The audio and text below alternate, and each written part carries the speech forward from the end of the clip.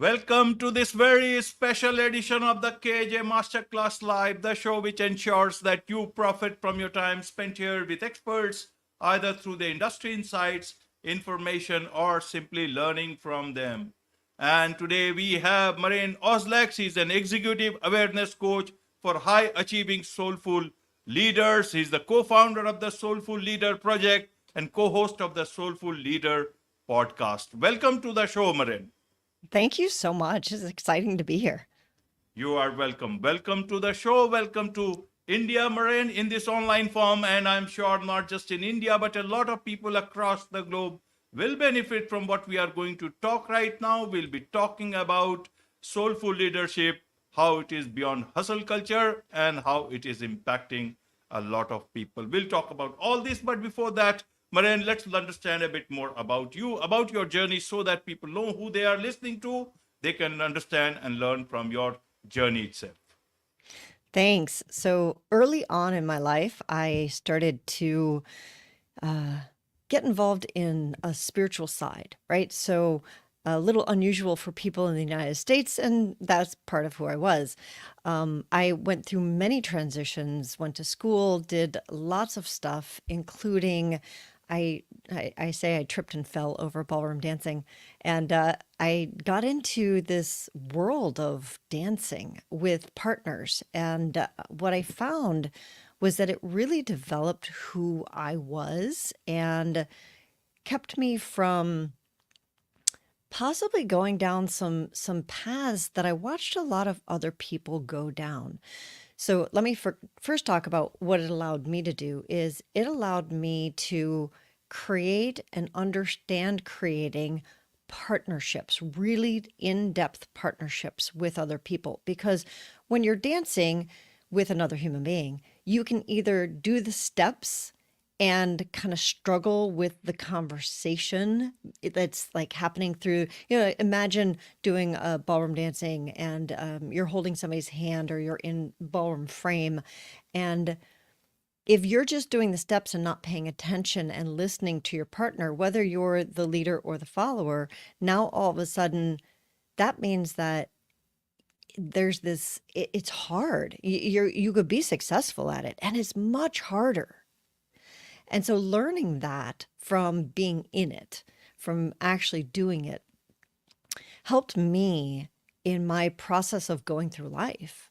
And what I saw so many people around me doing is that they were fighting life, kind of like fighting your partner. Like they're doing all the right steps, all the right things, all the things they're told to do. And that's kind of like dancing, right? We do all the right steps, we do all the right things, and it still feels awkward. How do you dance with a partner? And that's one of the things that I realized that I had an absolute advantage because I understood how to do that with a partner. And I was also, because of my spiritual background, doing that with life. And so as a executive coach, working with other people who are really high achievers. They're doing all the right stuff. They're checking the boxes. They're going through, the schooling and the right jobs, and they're still feeling like they're not quite achieving, right? There's something missing inside. And that's the thing that's like kind of the key that I had through my whole life that I found. And so I realized that this is something that's important, especially now. I have a question for you, Ajay. What's it like in India? Is hustle culture something that exists in India, or is that something that's kind of more, the United States, Canada, that type of thing? Right, Maren. It is a difficult question to answer, but I will answer it in a way which hustle culture is everywhere, and it is predominantly in some of the bigger workplaces. It's a Sure. global world. Yeah, Global organizations are everywhere, that's and true. instead of global best practices, best practices, a lot of not so good practices have come within systems all over the world. And this culture is there, but the good equalizer for us in India is that by default or by the way everything is majorly is that we are very much connected to our families, Mm. and that keeps you, you know, all the things that happen outside. Many of us are fortunate that we walk into our homes, there you are yourself, either it's a bigger family, smaller family, you know, there it is. This is the biggest difference, you know, I guess, that is there from between this part of the world and that part of the world. So whatever you need to, and when you have a family culture, then you are always reminded of the things that you should do for the family, but also the things that you should not do for your family and also for other families which are part of the larger family. In India, we call, you know, long, long ago, we used to have this saying, Vasudev Kutumbakam, means the world is a family in itself. And that's Mm. what, you know, so that's the thing. As I said, it is a difficult answer. A lot of, we are global, but there is a lot of things that we can still depend on, which saves us in our day-to-day life, saves us from that hustle. But people do work very, very hard. Yeah. And what's interesting is it's not necessarily about the hard work. What I've found is it is that lack of connection and understanding that the work has a dharma, right? There's a reason that we actually do our work. And I find that the hustle culture, that's lost. And so I think as the Indian culture, you have such an advantage. And I want to encourage you all to hold that and really, I know here in the States, one of the things that's happened is that we we kind of have gotten to the point where we dismiss the wisdom of our culture. And we're like, no, the new is better, the this, all of the stuff that we're ignoring, the wisdom that you were just mentioning, that there's an old saying and there's a way of doing things. And I see, it's easy if there are large corporations coming in with their ideals and the way that they do things. And it's easy to get very caught up into another way of doing things. So having that of being able to go to work and realizing and recognizing that it's part of who I am. My work is a part of who I am. And at least here in the States, it's become very separate. And so we actually need to do something called work-life balance because we don't have that. We're not taught that. Our culture is such that it's like, no, do all this stuff, keep going, push, push, push, push, hustle, hustle, hustle, go, go, go, go, go, and reach some pinnacle. And what most people who reach that pinnacle have found is that it's empty because they're missing that key part of the internal, the connection to their essence, to their family. And like, I love that there's a saying in your culture that there's a larger family. And I think that's something that's really missing right now on a global level. And you're right, they are global issues because there are the large corporations everywhere. So the more people who are connecting in and realizing, no, this is important. What we're doing in our homes, in our families, in ourselves is what really matters. And that's how we get beyond the hustle culture. That's how we get to the point where it doesn't come in and take over as the dominant way of being.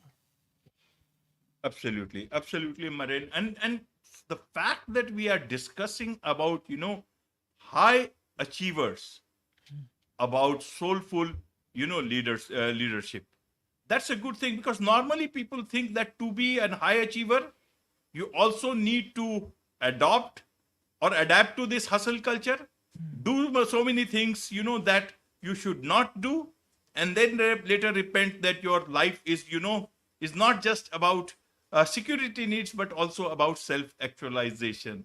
So this is the good part. So help us understand, how are these high achievers able to get to this high point, and then also be able to talk about soulful leadership. Is it that they are trying to change now, or is it that they have been like this all throughout and now want to, be much more intentional into the real side of their being? How does that work? Well, I can't speak for India because I'm not there. Here in the United States, I found that most people are climbing the ladder without the self-actualization part, and it's all outward focused. We have a real one of the fastest growing industries in the United States is storage units. So we actually have so much stuff that we can't fit it in our own homes. So we rent some place to put it because we can't let it go. It's like this me, me, me, me, me. I need to make sure I have all of my stuff and I'm going to keep it safe and with me. So you can see just in saying that, it sounds so harsh. And there, what happened to the us? What happened to the we're all in this together? So when I think about that in terms of what you were asking, I really feel like we do have this tendency because we don't have a good solid foundation of who are you inside and what does that mean for the world? We go directly to the outer version of, well, I want the money, I want the stuff, I want the things, I want the right partner, I want to have it all look correct from the outside. And it's not until the high achievers you get to that point of high achievement and you realize, like, I have all the outer stuff. Why do I still feel like crap? Why do I feel empty inside? Why do I feel like it's not enough? Why do I still feel like I'm not enough? And that's when people are starting to wake up and say, oh, there's more. And that's where I feel like your culture has an absolute advantage because there's this, and that's what I felt like I had as an advantage, right? I had this deep spiritual part of me as I was coming up, and seeing that in the ballroom dancing of what can you do with another person, not just by yourself. It's not about us doing it by ourselves. We're all in this together. And so I think that there are both, right? So there are people who are coming up with that internal, and we need those people desperately. So if you're one of those people, yay, thank you. Keep going. And then if you're one of those other people who's like you're just starting to realize, wait, that there's more. Yes, there is. Yes, absolutely. We're not just material beings. We're spiritual beings. We're soulful beings. And there is a way to engage that and honor that really does feed your soul and it brings meaning to the world, and it's what we need. It's really what we need right now on the planet. Absolutely, absolutely, and these leaders can certainly give a lot of impact by finding their own fulfillment. Isn't it a great thing? Giving to others and you find your own fulfillment. You take everything and you are never satisfied or fulfilled. So, how do leaders, soulful leaders, find fulfillment for themselves? What is there a way to get started, Maren? You know about these things. What would you like to tell people who are wanting fulfillment for themselves? And this time, it's not about money; it's about something more. Right. It's the internal. And you know what the very cool thing is, Ajay, is that when it's not an either or. And I think that's what most people assume is, at least here in the States, it seems like you are either, doing good deeds and poor, or you're rich and you're an absolute jerk. And what I love is that if you look for it, you see the evidence of the great people doing amazing work, and they're also super successful, right? So it isn't an either or. And I think that's the first place to start, is that what is that for you, for each of us? Here in the United States, our education system trains what we're best at right out of us. So, I don't know if this happens in your culture, but like when we go to school, if somebody is loud and they're chatty and they want to go and talk to that person over there and this person over here, they're told to sit down and shut up and be good. And if somebody is creative and they're a daydreamer and they're always off in their own little world, they're told to stop that and, pay attention. The result of that is that we create people who have taken their gifts and put them right down into the shadow. They've buried them into a part of themselves that involves shame, involves like, oh, I shouldn't do that. I was told not to at a young age. And so now you're talking to people who their absolute gift, what they came in. You know what? Each of us has a completely unique DNA, 100% unique. That means that there is some reason that's 100% unique to us that we're on the planet. And we have often taken that and buried it someplace deep where no one's going to be able to touch it because it got shoved there very early in our lives. So we don't look at our gifts. We look at what society tells us that we should study, that we should do, that we should want, that we should have, that we should, all of this stuff is told to us by our families, by society, by all of the outward. And so the first place to start is maybe go back and look at what did you love between the ages of like 3 and 10? What was your dream? What types of things did you do that maybe got you into some trouble, right? Where people were like, don't do that. And if you were to look at that and really embrace it and go, there's a gift in there somewhere. It's not just something I should be ashamed of or I shouldn't do, or there's something that's actually, there was a calling for me.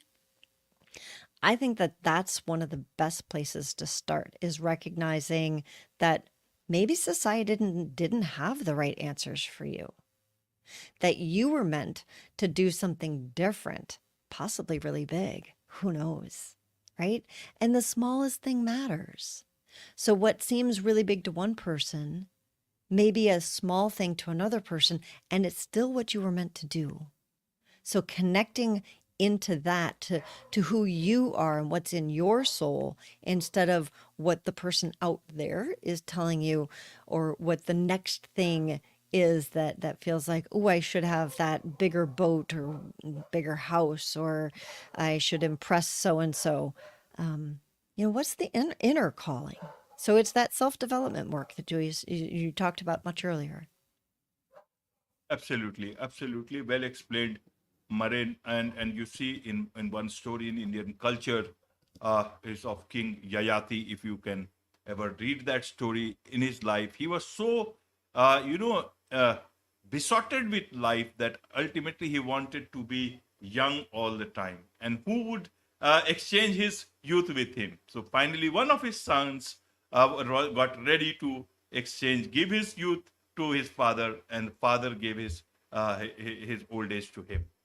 But later on, Yayati recognized. This is one of the stories I read. I don't know if I remember it 100% this way, but this is so. All the people who know much more about this, they please excuse me if I am wrong in any way. But later on, he realized, and this is what I know, is that he said to his son that, and for the general people also, that not all the things in the world can satisfy your urge to have everything unless you are satisfied with yourself, And finally, he could recognize or realize the truth of life, gave away the youth back to his son, took back his old age, and with that wisdom, lived in life in peace. That's the story. So sometimes if you get a chance, do read that story. The same goes for all of us. Means, how much can we eat? Even in the finest dining restaurant, we would have to have that hunger for food. Unfortunately, people who might have hunger, but they do not have food sometimes. But some people who do not have hunger, they have all the food. You have to balance it out. So sometimes it is better to look at the hungry and look at what you can bring to them. You don't have to give everything that you have, but you can certainly ensure that you are giving enough to people who actually need it. To each one, life is different. They have to recognize, understand it for themselves. But for these high achievers, you talk about their flow state. What is this flow state? How can one find their own flow state, Marie? So the interesting thing, Ajay, is that the flow state is the very state that we've been talking about. So that place where you're in alignment with why you're here on the planet. Like when you are doing your dharma, when you are here and you're in that, everything kind of aligns for you. And the hustle culture is really trying to push into that. Like, I need a push to get there. I need to make it happen. I need to do, and there's a cost. And I thought, I love the story that you shared, because one of the things you said was, when you're not, like, how much food can you eat? And what happens is when we keep eating and we're not hungry, we get overstuffed and we feel uncomfortable and then we get sick, right? And look at all the illness that is in the world. And when we look at that as a metaphor for what's going on our planet, we're gorging ourselves. We're taking more than we need out of the planet. And it's no wonder that we're sick and that we have problems across the world.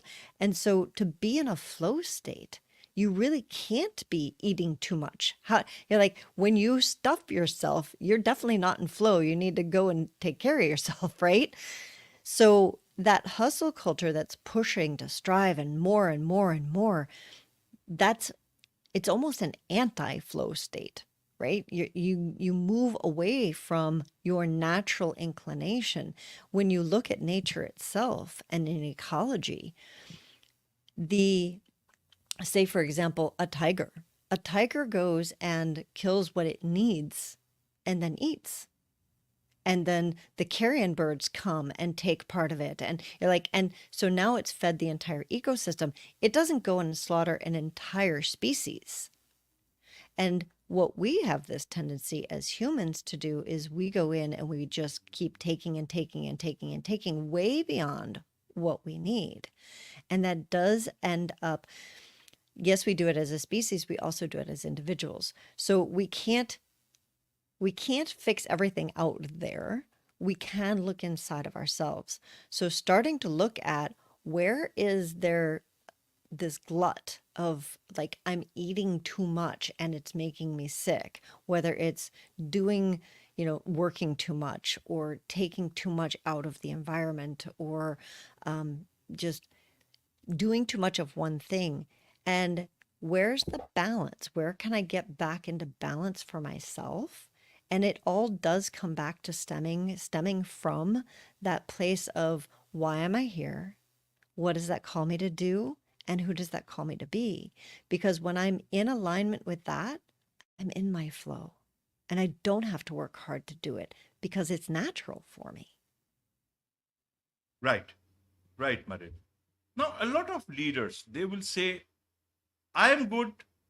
I am not a bad person. I want the good of my company. I want the good of the world. But when I enter my office, everyone wants performance from employees. I need to do that.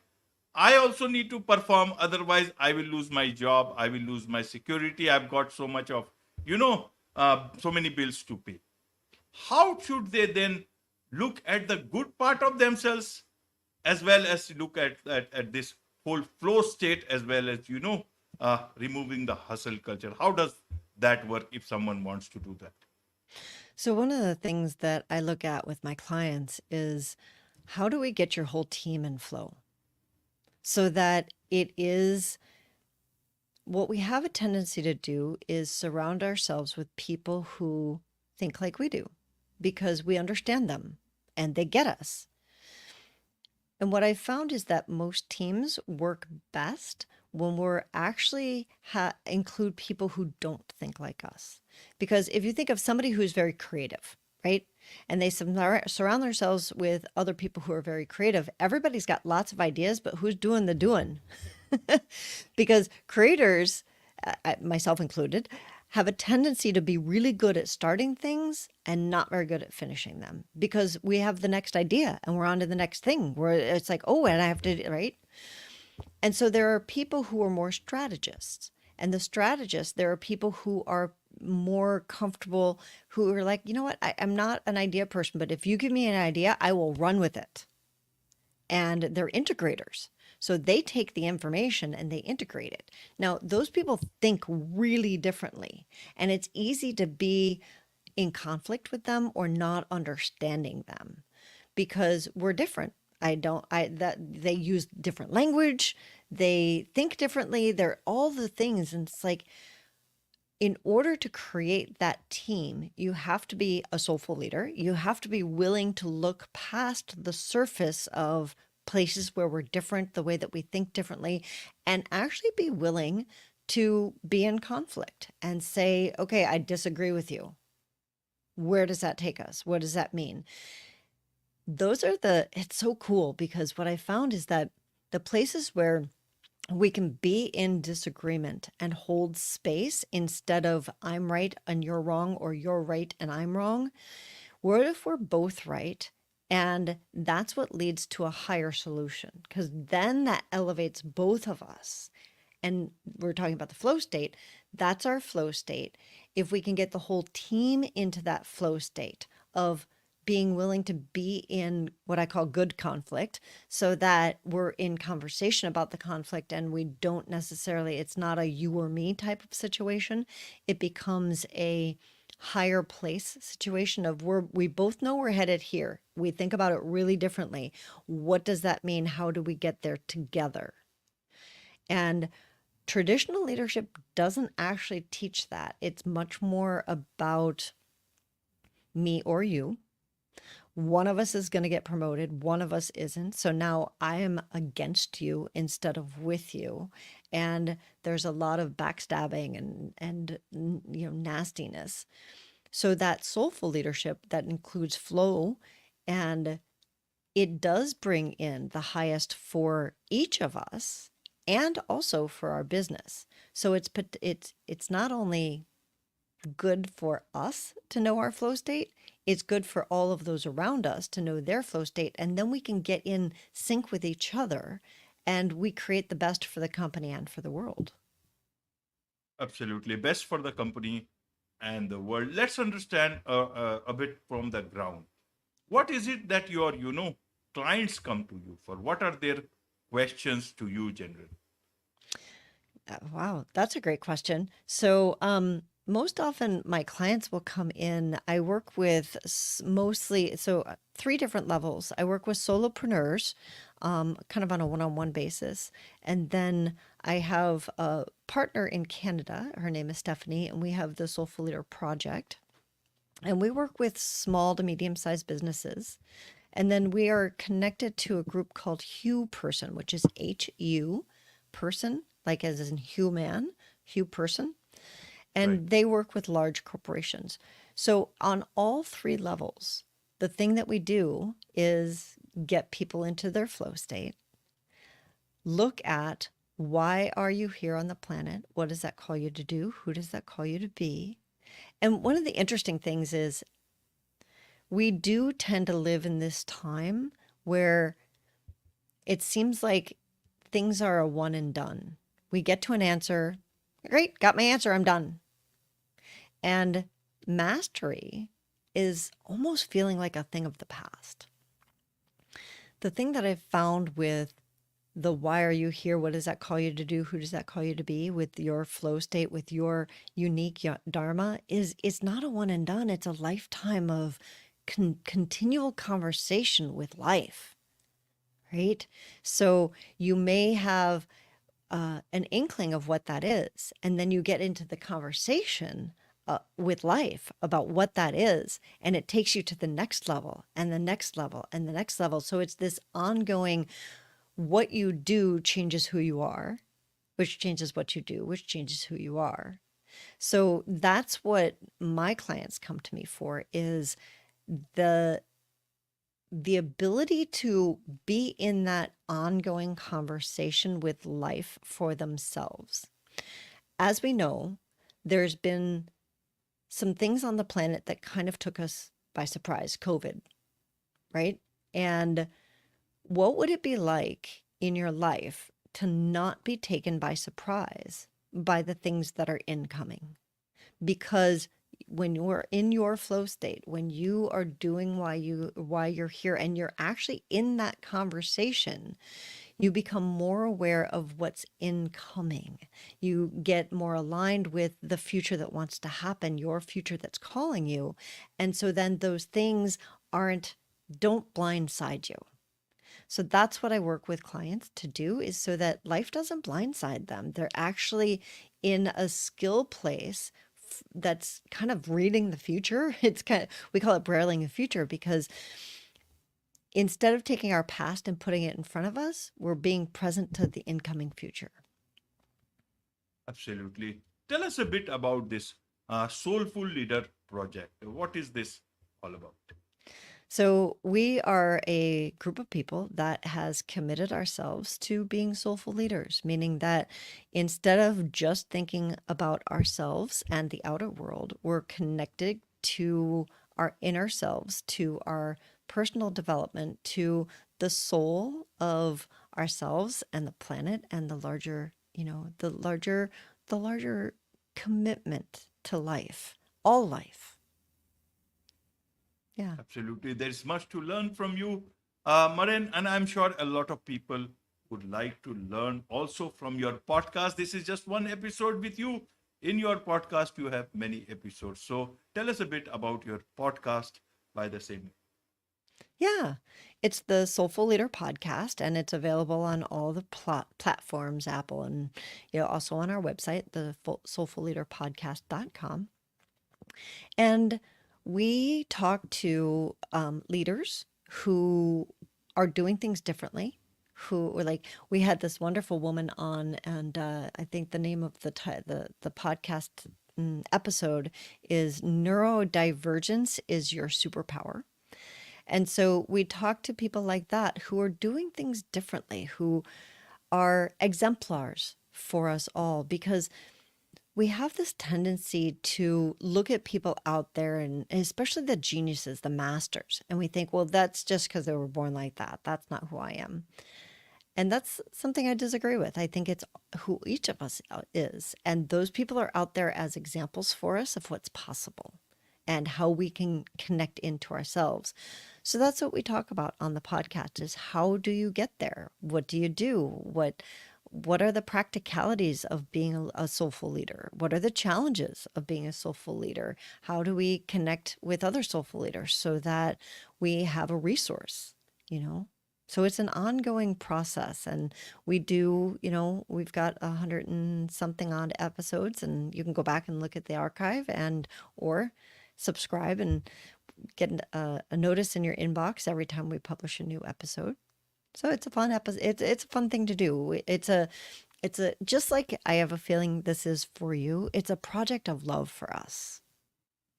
Project of love for you people, and I'm sure a lot of people would love to connect with you, learn more about you, know more about you, be a part of what you do. So what is the best way for them to do so? So my first name is Maren, Maren, and my website is Maren Dance, because I learned so much from my 30 years of dancing.